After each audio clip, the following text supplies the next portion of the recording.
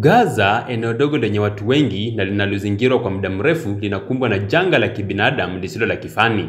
Kwa mujibu wa ripoti mpya iliyotolewa na shirika la takwimu la Palestina, zaidi ya watoto 39,000 wamepoteza mzazi mmoja au wote wawili tangu kuanza kwa mashambulizi ya Israel dhidi ya ukanda wa Gaza mnamo Oktoba mwaka 2023. Hii inataja kuwa mojawapo ya migogoro mikubwa zaidi ya watoto yatima katika historia ya kisasa. Katika taarifa rasmi iliyotolewa mnamo Alhamisi, siku moja kabla ya siku ya watoto wa Palestina, shirika hilo lilifichua kuwa katika kipindi cha siku 534 za uvamizi wa Israel, watoto 39,384 wamebaki bila msaada wa wazazi. Kati ya hao, takriban watoto 17,000 wamepoteza wazazi wote wawili. Watoto hao wanaishi katika mazingira magumu sana, wengi wao wakilazimika kuishi kwenye mahema yaliyotoboka au magofu ya nyumba zilizobomolewa. Kuna ukosefu mkubwa wa huduma za kijamii na msaada wa kisaikolojia. Watoto hawa, wengi wakiwa na umri mdogo sana, wameathiriwa sana kimwili na kisaikolojia.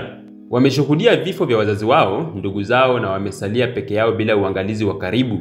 Wengine wameachwa na majeraha ya kudumu, wengine waking'olewa viungo, na wote wamebeba mzigo mzito wa kiakili. Kwa mujibu wa wataalamu wa afya ya akili, watoto wa Gaza wanahitaji msaada wa haraka wa kitabibu, msaada wa kisaikolojia na mazingira salama ya makuzi. Bila haya, kizazi kizima kiko hatarini kuharibika kimaadili, kijamii na kisaikolojia.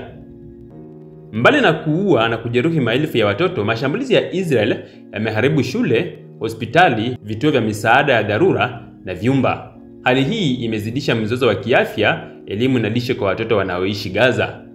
Ripoti nyingine za kimataifa, ikiwemo kutoka Umoja wa Mataifa na mashirika ya haki za binadamu, zimeshutumu Israel kwa kutumia nguvu kupita kiasi na kutoshughulikia athari zake kwa raia, hasa watoto.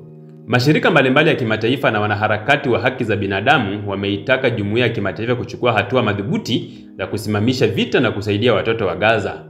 Wameeleza kuwa janga hili halipaswi kuachwa liendelee bila uwajibikaji wa wale wanaohusika. Hadi sasa, msaada wa kibinadamu umeendelea kukwama kutokana na vikwazo vya kijeshi, na Israel imezidisha mashambulizi licha ya miito ya kusitisha mapigano. Watoto wa Gaza wanalia si kwa maneno, bali kwa machozi ya maumivu, upweke, njaa, hofu na hasara isiyoelezeka. Dunia inaangalia, lakini wengi wamekaa kimya. Kizazi kizima kiko hatarini kutoweka katika ukimya wa risasi, mabomu na uharibifu. Ni wajibu wa dunia kuhakikisha kuwa watoto hawa hawasahauliki, kwamba historia haitakumbuka kizazi kilichopotea bila msaada, bila sauti, bila huruma.